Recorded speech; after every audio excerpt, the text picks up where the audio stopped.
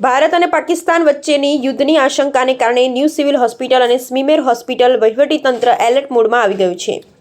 ભારત અને પાકિસ્તાન વચ્ચે યુદ્ધની આશંકાને કારણે ન્યૂ સિવિલ હોસ્પિટલ અને સ્મીમેર હોસ્પિટલ વહીવટીતંત્ર એલર્ટ મોડમાં આવી ગયું છે। વીજળી ગુલ થવાના કિસ્સામાં ડોક્ટરોની ટીમ, દવાઓનો સ્ટોક અને જનરેટર સહિત જરૂરી વ્યવસ્થા કરવામાં આવી રહી છે।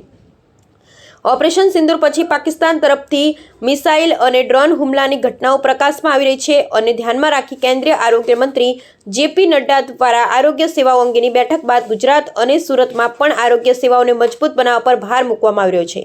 નવી સિવિલ હોસ્પિટલના આરએમઓ ડોક્ટર કેતન નાયકે જણાવ્યું હતું કે લાંબા ગાળાની કટોકટી અને આવશ્યક દવાઓનો સ્ટોક કરવામાં આવ્યો છે। આ ઉપરાંત સર્જરી માટે જરૂરી સામગ્રીનો પણ સ્ટોક કરવામાં આવ્યો છે। આ ઉપરાંત સિવિલ હોસ્પિટલમાં વીજળી ગુલ થવાના કિસ્સામાં લોકોને કોઈ અસુવિધા ન થાય તે માટે જનરેટર અને ડીઝલની વ્યવસ્થા કરવામાં આવી છે। આ ઉપરાંત જરૂર પડે કિડની બિલ્ડિંગમાં અલગ વોર્ડની સુવિધા પણ પૂરી પાડવામાં આવી રહી છે। પરિસ્થિતિને ધ્યાનમાં રાખી ડોક્ટરોની ટીમને પણ એલર્ટ કરવામાં આવી છે।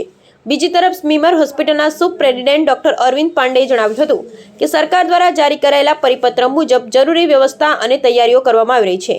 આમાં દવાઓનો સ્ટોક, વેન્ટિલેટર, તબીબી સાધનો, જનરેટર, ડીઝલ અને 30 બેડના વોર્ડની સહિતની સુવિધાઓ પૂરી પાડવામાં આવી રહી છે। આ ઉપરાંત ક્લિનિકલ અને સર્જરી સહિતના વિભાગોના ડોક્ટરોને હાજર રહેવા સૂચના આપવામાં આવી રહી છે। Bureau report, Sunil Ganjawala, Surat.